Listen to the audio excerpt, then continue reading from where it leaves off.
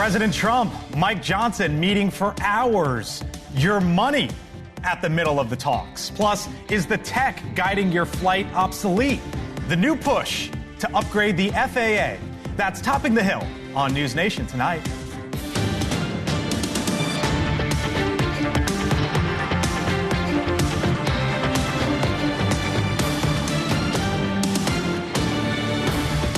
Look, sanctuary cities are sanctuary for criminals. I'm glad we got Pam Bondi running DOJ now. So, we're going to hold sanctuary cities accountable. We're going to take them on it, and we'll take them to court. Authority says a warning from the Trump administration tonight to the Windy City and sanctuary cities. The Department of Justice suing Chicago, Cook County, and the state of Illinois for, they say, interfering with federal immigration law. A spokesperson for the Illinois governor saying tonight, see you in court. Hello, good evening. Welcome to Washington. I'm Blake Berman. This is The Hill on NewsNation. A major White House meeting with President Trump and top Republican lawmakers today to try to figure out the game plan going forward to get the president's big border and tax cut policies passed and signed into law. The press secretary revealed the president's key priorities earlier today. No tax on tips, which is obviously a very public campaign promise the president made. No tax on seniors' Social Security. No tax on overtime pay. Renewing President Trump's 2017 middle-class tax cuts. Again, these are the president's priorities. Adjusting the SALT cap. Eliminate all the special tax breaks for billionaire sports team owners. Did you catch the last one there? How about that for a political football? Just 72 hours before the big game.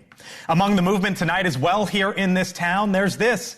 The Defense Secretary, Pete Hegseth, sharing video of the first deported illegal immigrants arriving at Guantanamo Bay. President Trump now pushing for a new bill to focus on FAA technology after last week's crash between a Black Hawk and an American Airlines flight. And the deadline for government workers to accept the quote-unquote buyout now pushed for several days. The chairman of the Republican National Committee, Michael Whatley, will join us here on the Hill in a moment. But we begin tonight at the White House. Our Robert Sherman on that big meeting for really, we're learning now, Robert, several hours earlier today. Yeah, that's the thing, Blake. I mean, the talk around Washington is, are we going to get one big, beautiful bill, as the president says, for the budget, or two separate bills when it comes to defense spending, border funding, and plans for taxes? That meeting between the president and Republican lawmakers running way long today, with Speaker Mike Johnson saying this after. We stayed there in the cabinet meeting room for, I don't know, maybe 4 hours or longer. We've got out the whiteboards and we worked out the framework for what we believe will be the path forward, and we're going to meet again tonight to finish up some final details. I think we'll be able to make some announcements probably by tomorrow. And executive orders have been coming swiftly, and NewsNation learning that the president just signed one that will levy sanctions against the International Criminal Court, with the president contending Israel and the U.S. have been treated unfairly by the ICC. We're also have just learned that an executive order was signed that will appoint Attorney General Pam Bondi to lead a task force to end the war on Christians, meant to eliminate anti-Christian policies, practices, or conduct. And lastly, this was something that we just learned here, Blake. White House officials confirmed to NewsNation that Mark Zuckerberg made an appearance here at the White House today discussing how Meta can help the administration defend and advance American tech leadership abroad. That's according to the company. Blake? Robert Sherman, live tonight at the White House. Robert, thank you. So will they stay or go? Tonight, more time for federal workers to potentially accept the terms of President Trump's buyout proposal. A federal judge in Massachusetts pushing the deadline until at least Monday. More than 60,000 federal workers, NewsNation has learned, have so far accepted the offer, which would involve roughly 8 months of pay to walk off the job now. If not, federal workers are expected to return to work in person. The White House now reacting to this extension, saying in part, quote, "We are grateful to the judge for extending the deadline so more federal workers who refuse to show up to the office can take the administration up on this very generous once-in-a-lifetime offer." Joining me now, NewsNation Washington correspondent Libby Dean at the White House today. That is how the White House is putting it tonight. You were asking the press secretary, Caroline Leavitt, about this today. Yeah, when I spoke with her today about it, what she was saying was this number was going to continue to grow. We were going to continue to see federal employees take this buyout that the Trump administration is offering them pay until September. And then that she was going to say that, this number was going to continue to grow. And that was before we even learned that this federal judge has now extended that deadline. Stepped in mid-afternoon. We started the day. They had this deadline that was looming at midnight tonight. So that would have been 6 hours at this point. But now that's pushed to Monday. Right. Federal workers have the weekend now to mull this over, this potential offer to buy out their job, basically. And so they're expecting those numbers to grow now because of this change. We know that 60,000 so far, as you mentioned, have taken them up on this offer so far. But there's 2 million federal employees who were made this offer. So my question to Caroline was this something that they underperformed with? Were they anticipating getting more people in on this buyout offer? Were they anticipating clearing out what they call, this government waste, this government spending? Were they anticipating bigger numbers? And she didn't acknowledge that, but she did say that they were hoping to grow the numbers. And that's something that we could see this weekend. Libby Dean, thank you very much. Thanks, appreciate it. All right. So as federal workers all across the country try to figure out what to do next, so too, as Robert Sherman noted in his report, are congressional Republicans here in Washington. What do you think about Senate Republicans moving ahead of the House GOP on reconciliation? I think we should be first. It's much more complicated over here than it is over on the Senate. As The Hill reports, Senate Republicans are looking to leapfrog the House in President Trump's agenda battle, or at least trying to figure out where to go from here. Joining me now is the man who played a role in helping get many of these Republicans elected. Michael Whatley is the chairman of the Republican National Committee, joins us live here on The Hill. Michael, thanks for being back with us. Always nice to see you, sir. Yes, sir. Good to be with you tonight. So you remember 2017, repeal and replace Obamacare. Didn't happen. Get the tax cuts done. It did happen. Republicans went 1 for 2. And we're seeing this struggle a little bit play out again. Lindsey Graham today, it's time for the Senate to move.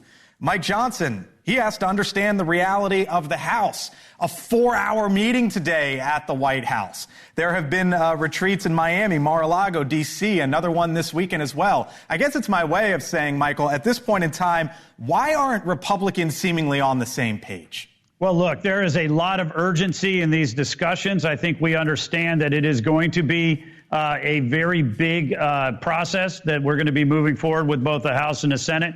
But the president ran on a very clear agenda, and both the House and the Senate have their majorities today because the president ran on that agenda. And so he has a vision. He has a plan. Obviously, the details are going to be worked out by Congress, by the Senate, and those conversations are taking place right now. But understand, the American people have a sense of urgency. President Trump has a sense of urgency, and it is going to be very critical for everybody to meet that urgency and move forward for the American people. All right, so you know where this is headed, Michael, but for our audience here on NewsNation or those listening to us on SiriusXM, there's going to be a lot of these conservative Republicans who say, wait a minute, we got to cut spending no matter what happens. For example, here is Chip Roy the other day. He said, it's being reported I'm not at the so-called Republican retreat in Florida. I'm not. I'm in Texas.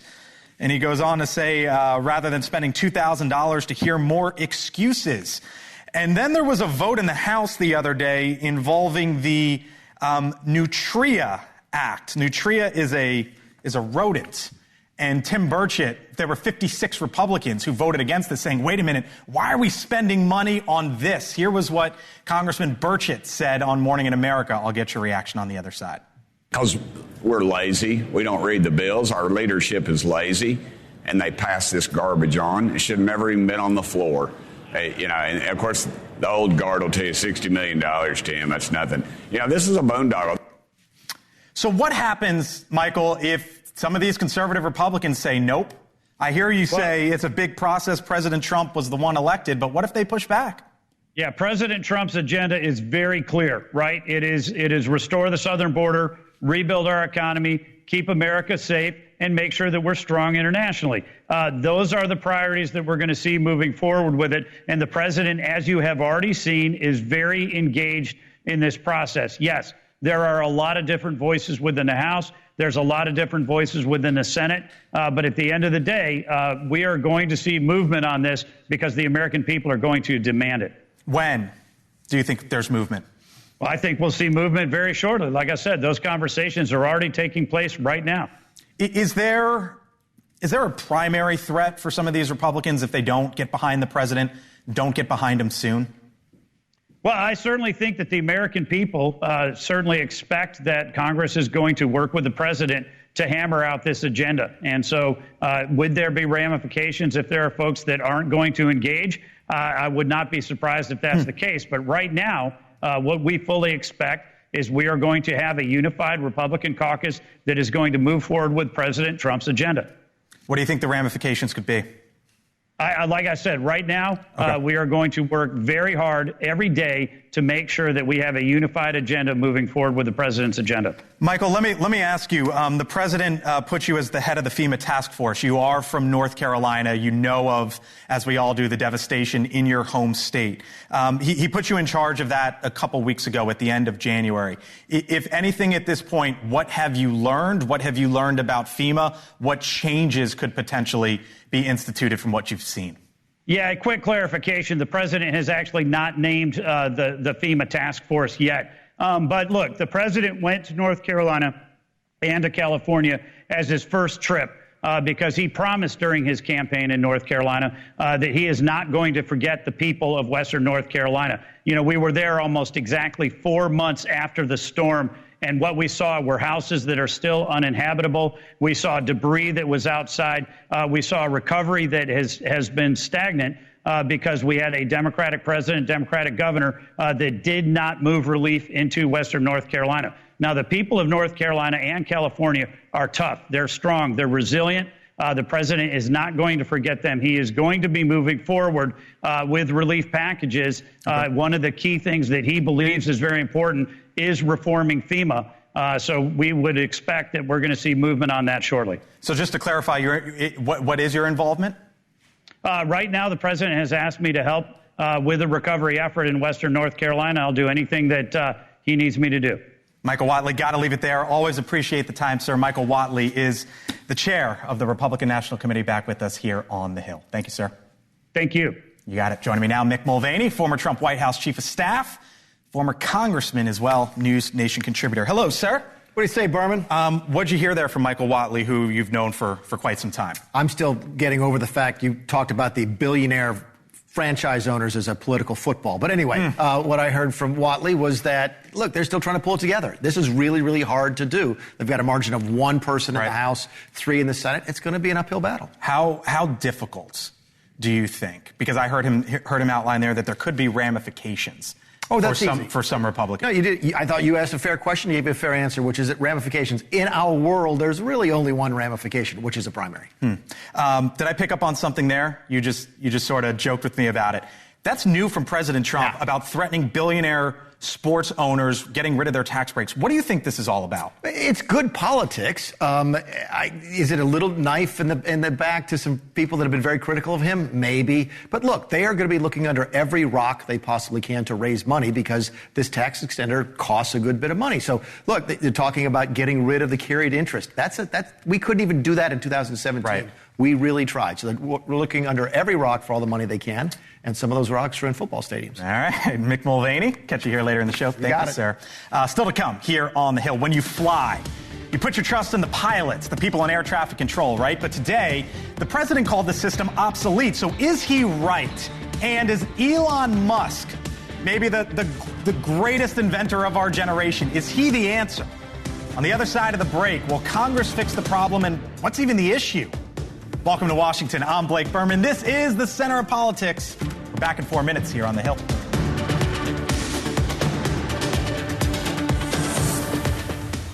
We know that the Black Hawk helicopter was flying at the wrong altitude.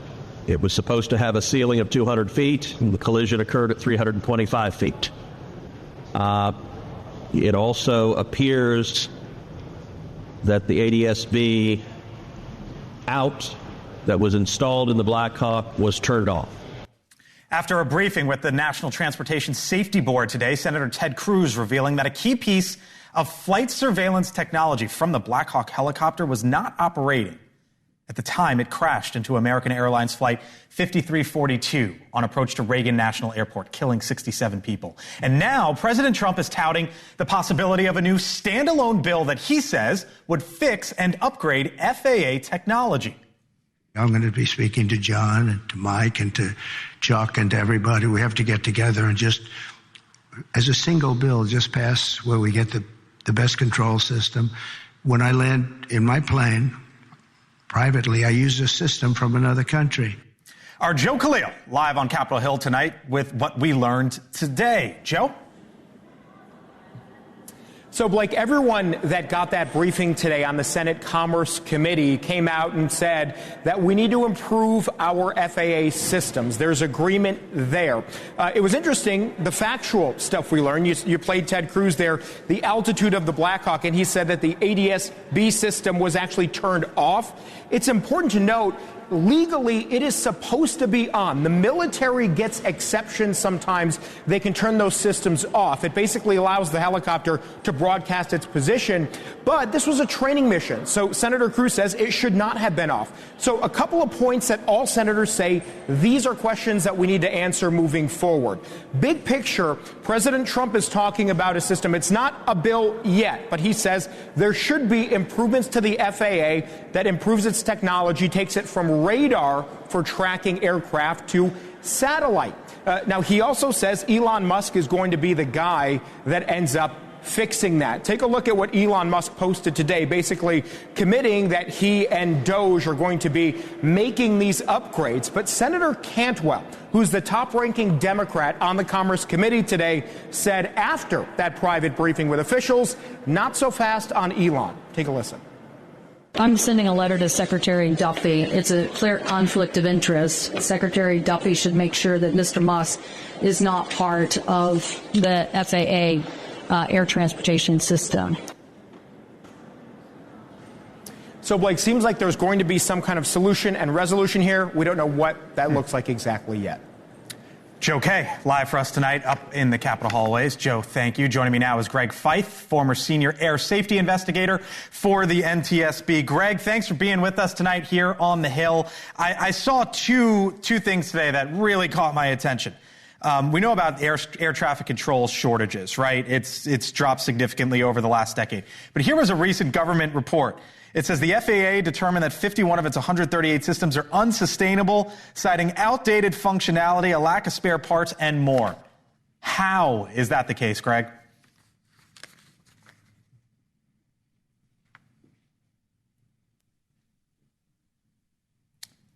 Greg, can you hear me there?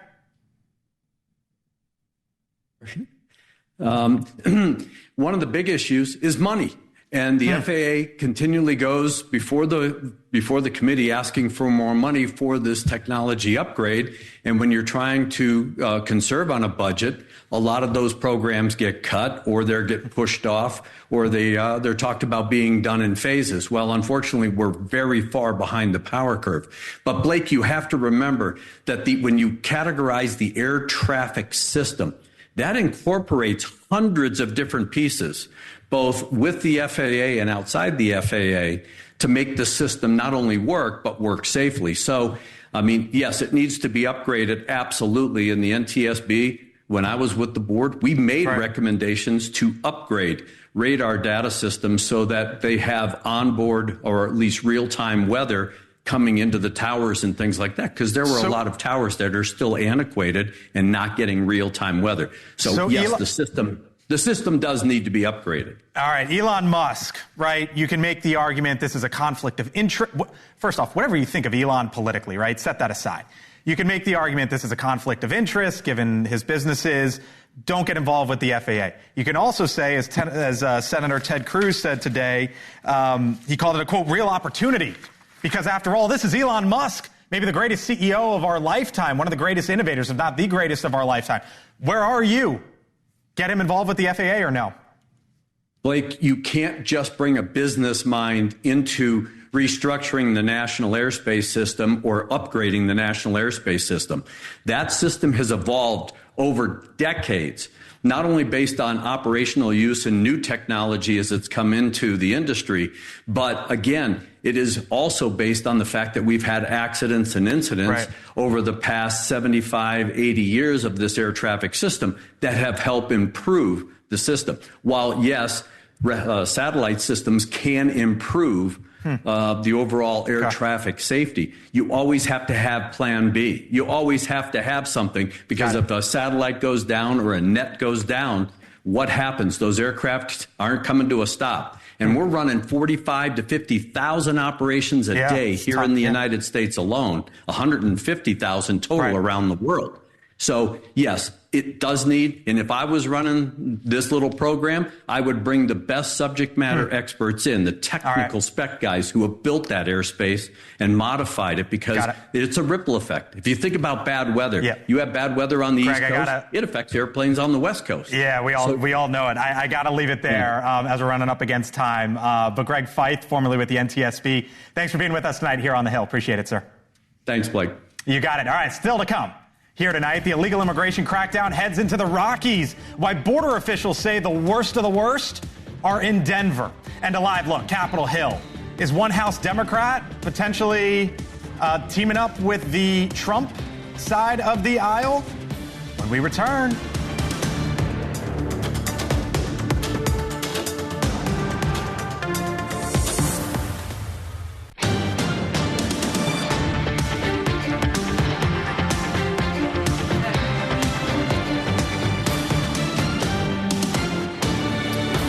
The looming vote for Kash Patel, lawmakers meeting with Benjamin Netanyahu, the president's new executive order, and a little bit of Super Bowl mayhem. Our Hannah Brandt joins me now with what's happening on the Hill and more. Hello, Hannah. Hi, Blake. Trump's pick to be the next FBI director got some pushback today. Democrats delayed a Senate Judiciary Committee vote on advancing Kash Patel to the full Senate. The move does buy them some time, pushing Patel's vote until next Thursday, but ultimately it's not expected to derail his nomination. Also today, Israeli Prime Minister Benjamin Netanyahu making the rounds with lawmakers in the Capitol. The Prime Minister met with Senate Majority Leader John Thune, and he was supposed to meet with House Speaker Mike Johnson, but that meeting was canceled. This after Netanyahu called Trump's plan to have the U.S. take over Gaza a remarkable idea. And while Netanyahu was on the Hill, Trump was at the National Prayer Breakfast, announcing his plans to create a White House faith office tasked with eradicating what he calls anti-Christian bias in government, and that will be led by new Attorney General Pam Bondi. Today, Bondi is traveling to New Orleans. She's going to be surveying security ahead of Sunday's Super Bowl matchup. Trump will be in attendance, and it looks like he's going to be rooting for my team. Go Chiefs. The president posting this to Truth. Congratulations to the Chiefs' great quarterback, Patrick Mahomes, and his very beautiful and brilliant wife, Brittany, on the birth of their new baby daughter, Golden Ray. This is what I call a baby with great genes, both mother and father. It's happy times in the wonderful Mahomes family. See you all on Sunday. And get this, Trump mentioned the word beautiful there, Blake, and that's one of the 20 words people can bet that the president will say during his pregame interview through Polymarket. Here's just a sample, but some of the other notables include tariff and border. What do you think, Blake? There's a bet for everything in the game. That's right. I was like heads or tails. Which one are you going to go with, heads or tails? I know. There's so much money to be made on the Super Bowl. Oh, my gosh. Hannah Brandt, thank you so much. Appreciate it. All right, so more than 900 miles north of the Big Easy, the Trump administration is now suing the state of Illinois and the city of Chicago over its sanctuary city policies. The lawsuit accusing local officials of obstructing the president's immigration crackdown. In Colorado, U.S. Immigrations and Customs Enforcement also continuing their operations by descending on the Denver metro area, targeting members of the Venezuelan gang Tren de Aragua. The border czar, Tom Homan, telling NewsNation today about one big concern with the operation. The operation was leaked, and again, we're going to hold those people accountable once we find out what the leaks occurred. This isn't a game. When operations get leaked like that, it puts our officers at great risk. Our Allie Bradley live once again along the southern border tonight in Del Rio, Texas. Allie? Yeah, hey, Blake, of course, you can see it right there on the border czar's face. Frustration boiling over within the Trump administration right now because they set their sights on over 100 of these violent Tren de Aragua members in the Denver and Aurora, Colorado areas. And they came up a little bit short here. We don't know the total of individuals that we apprehended in Colorado yesterday, but we do know that they arrested at least 10 at a single apartment complex. And we don't know how many of those were Tren de Aragua. Very interesting because they've said they're going to be very transparent, but they fell short of providing the data from this massive raid that they were involved in here. So not only was that apartment on their list, but also an apartment that went viral because of these armed men walking around, kind of like going door to door with these ARs. Now, we were the first ones to report and actually link them to Tren de Aragua, and the governor even said, hey, this is basically a figment of your imagination. But Blake, they're upset about the leaks. They don't basically want media out there anymore. They got to figure this out because they got to continue their operations. Blake. Ahead of the story, as always, our Allie Bradley live tonight on the southern border. Allie, thank you.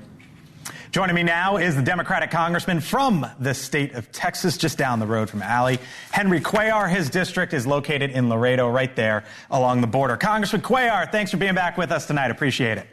Thank you. It's a pleasure being with you again. So you're a Democrat, as I mentioned. You are as open as it gets with the border, your district there. You're a Democrat on the border, okay? And we saw today the Department of Justice file a lawsuit against Chicago, against Cook County, against the state of Illinois. Democratic strongholds. Who's right here? The DOJ for going after those areas, or those areas for being sanctuary cities? It's common sense. Look, I don't support sanctuary cities. We don't have any sanctuary cities along the border because we want to make sure that we have law and order, that if anybody wants to come into the United States, they do it the legal way like my parents did. And it's important. So, no, I don't support any sanctuary cities. And I think I've even voted to cut funding for sanctuary cities. So what do you think the response from Chicago should be, or Cook County, or Illinois? Because basically one of the spokespersons for the governor said, see you in court. Well, look, if ICE is going after criminals, who is against sending criminals out? Who's against arresting criminals? So, again, without due respect to that area, and it should not be a Democratic or Republican question, it should be, should we enforce the law? And the law says that if we have criminal aliens, they should be picked up.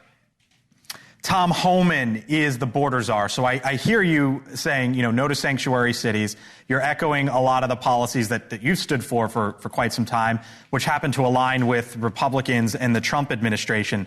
Now that there's this legal standoff between the administration, or at least the DOJ, and Chicago, there's a question about what do you do to the leaders of that area if they don't comply? And Tom Homan, Congressman, has suggested that maybe you arrest them. Here was what he said recently. I'll get your reaction on the other side. If they openly impede us, that's a violation of federal law. It's a felony. If they knowingly harbor and conceal an alien, that's a felony. We will seek prosecution through the U.S. Attorney's Office. Are you good with that, Congressman? Prosecuting the mayors or whoever the leader of that city, town, state may be? Look, I've known Tom Homan for a long, long time, and I look forward to working with them. We've already communicated and talked about trying to get together. We need to enforce the law. I don't know about arresting those leaders because they have that position.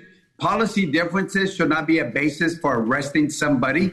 But again, I should say that if there are criminals, why are we defending criminals? We should not be defending criminals. We ought to be ready to work with the federal government to make sure that we pick up those criminal aliens, especially some of those criminal gangs that, they come from areas where there is no law enforcement presence, or at least a strong enforcement. Right. They come to the U.S., they realize that we are going to enforce the law. Let me leave you with this, Congressman. You just mentioned Tom Homan, how either you have talked with him or going to talk with him. I know you've told us in the past that there's basically an open line there. There was a report out this morning that Stephen Miller, who is among the president's top folks when it comes to immigration, Kristi Noem, the DHS secretary, that they want to be in touch with you, Congressman Cuellar, the Democrat from Texas. There had been some whispers a couple years ago that that maybe Henry Cuellar would switch parties. Any thoughts on you moving to the other side of the aisle? Look, I'm a good conservative blue dog Democrat. Okay. And as I told some of my Republican friends, I vote better than some of the Republicans do on many issues.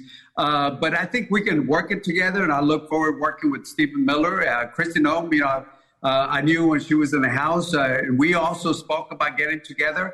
Tom Homan, I've known him for many years. We just got to make sure that we follow the law and make sure that we have law and order at the border. But nowadays, it's all across the nation because immigrants have been sent to other areas. Did I hear a no there for switching parties? I'm sorry? Did I hear a no there for possible switching parties? That's a no. Oh, that's a no. All right. Just trying to work across the aisle. I get it. I got it. I'm just a good blue dog Democrat. Got it. Congressman Cuellar, we'll leave it there. Thank you, sir, for always being with us here on the Hill. Appreciate it. Thank you so much. You got it. All right. So the disruptor in chief, is that maybe one way to call him? Elon Musk, Doge. What is the possible next target for Elon Musk as there is movement on the government worker buyout front? Some 60,000 say, you know what, we want out. Will that climb? Full panel next. Weeknights, Trust News. Welcome back here to the Hill on NewsNation. More than 60,000 government workers have so far taken President Trump's buyout offer, which includes 8 months' pay and benefits. Live look there, Capitol Hill. Tonight, federal workers now have roughly 4 more days to accept the deal after a judge in Massachusetts, federal judge, extended the deadline until at least Monday. But these decisions here extend well beyond the Beltway. A little bit of context here. The federal government employs, give or take, some 3 million people, including U.S. Postal Service workers. Nearly 1.3 million are active duty military. About 15% work here in the D.C., Virginia, Maryland area, meaning the vast majority live elsewhere. Potentially your friends, family, neighbors, wherever you live. The government is the largest employer in this country, roughly double the size of the second biggest employer, which is Walmart. Some federal workers exempt from President Trump's buyout option include military personnel, the Postal Service, immigration enforcement, and national security positions, along with workers related to public safety. Full panel here with me now. Mick Mulvaney is the former chief of staff in the first Trump administration, NewsNation contributor. Scott Bolden, NewsNation political contributor. Roma Daravi is the former deputy director of strategic communications in the Trump White House. And Brad Howard is a Democratic strategist. Hello to you all. Thanks for being in here. 60,000, a big number, but a small percentage-wise, a couple of a percent. What happens from here? Yeah, well, I think there are a lot of questions that a lot of federal workers are trying to figure out is, are they going to hold true to their end of the bargain, right? You have no real assurances that for the next 7 to 8 months that they're going to continue to pay the part that they owe you. And so I think that the funding mechanisms in Congress are complicated. There's legal questions. I think there's a lot of unanswered questions that a lot of workers have. And I think there would be more if those were answered, and they have not answered them yet. So we're kind of watching to see how that plays out. But a lot of these folks that we've seen already are, people that were headed towards retirement or close to it anyway.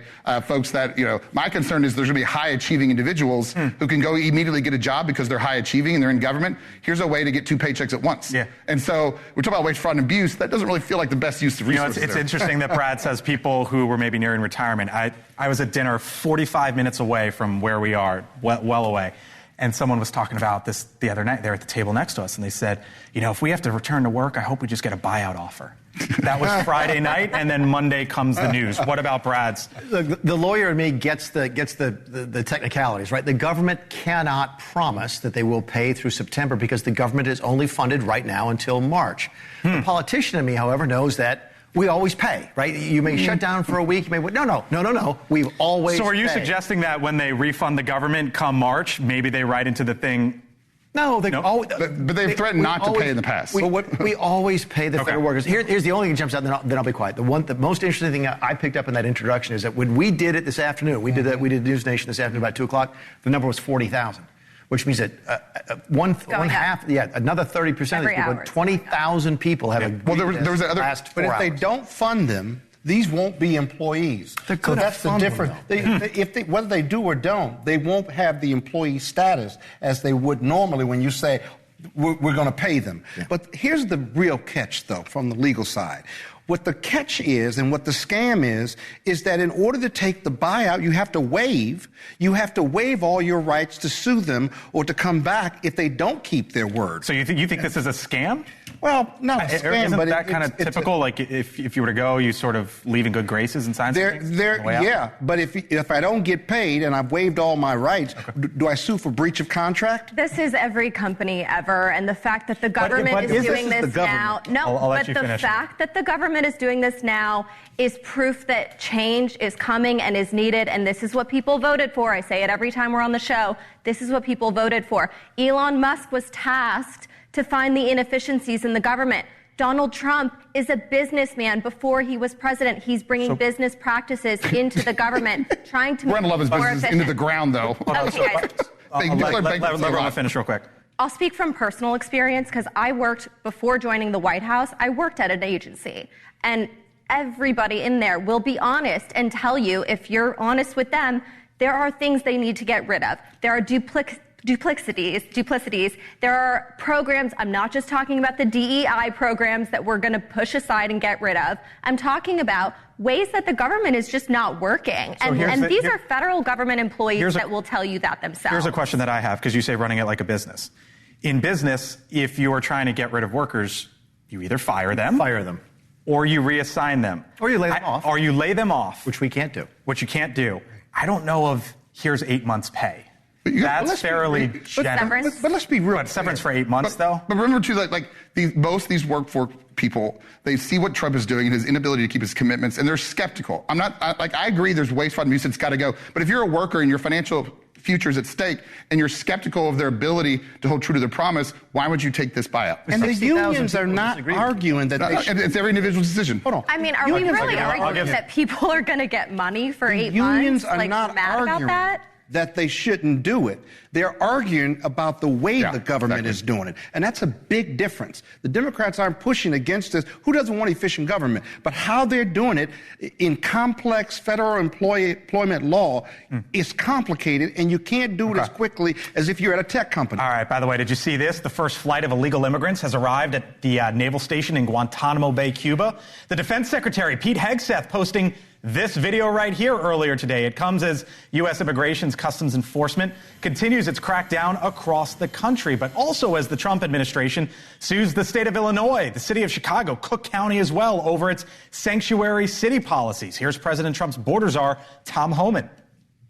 Sanctuary cities are sanctuary for criminals. I'm glad we got Pam Bondi running the DOJ now. We're going to hold sanctuary cities accountable. We're going to take them on it, and we'll take them to court.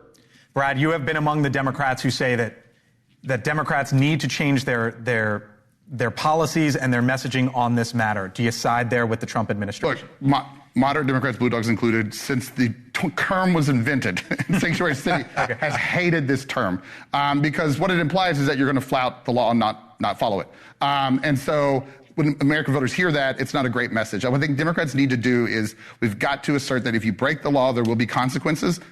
End of story. We've got to stop there. And then from there, then immigration law gets complicated. Once you get that out of the way, you can talk about the nuance. Scott's going to say you're wrong. But Scott's going to say you're wrong. I'm not going to say you're wrong. I'm saying to be a sanctuary city means you're not going to support or contribute to federal immigration law enforcement. And that's okay. It's not, they don't have the purview. This is a federal enforcement process for immigration. So sanctuary cities don't have to do anything. You were in charge of strategic communications for the White House.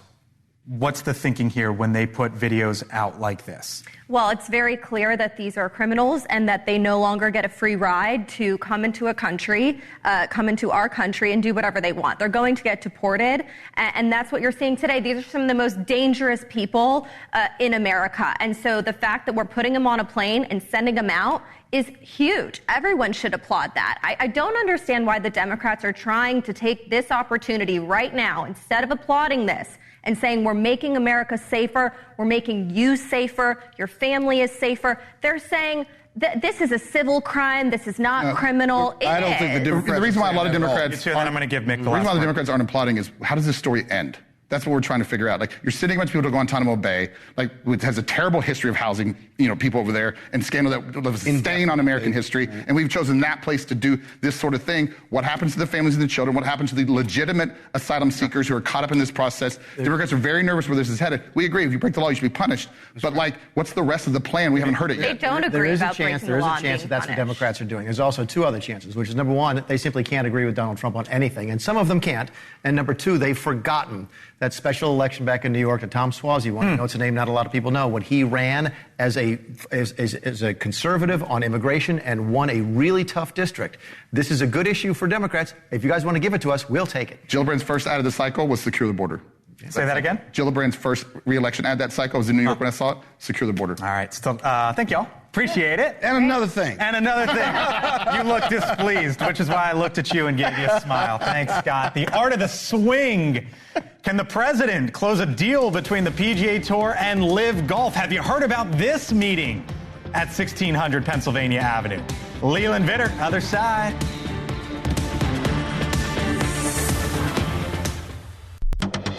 All right, so some news that many of us wannabes and hackers can use before we head out tonight. The PGA Tour revealing its commissioner, Jay Monahan, met with President Trump as the tour tries to navigate a deal potentially with LIV Golf. Quote, "We asked the president to get involved for the good of the game, the good of the country, and for all the countries involved. We are grateful that his leadership says the PGA Tour has brought us closer to a final deal, paving the way for reunification of men's professional golf." The meeting, according to CBS Sports, happened on Tuesday. Leland Vitter, host of On Balance, golf lover as well, joins me now. You know, of all the deals, there's a lot of deals that President Trump wants to get done that are pretty darn consequential. He wants this one. He wants to be able to put his stamp on this one, potentially. Perhaps so that qualifies him as commissioner of golf in his post-presidency, right? You know, okay, Carter had Camp David, the Israeli-Egyptian peace deal. Trump gets Mar-a-Lago, the PGA. The PGA and LIV. Yeah, for reunification. I don't know what the peace offering is exactly. I wonder if he just wants a PGA Tour event back at one of his courses at the end of the day. Well, there's been LIV events. LIV at his courses. Right. But maybe, I don't know, tour event back at his properties. Who knows? Or he just wants to be there and have the maybe they could broker a deal over golf with Tiger Woods and Bryson or whatever it is. Look, if you were president, you'd probably try to get involved too on this one, given your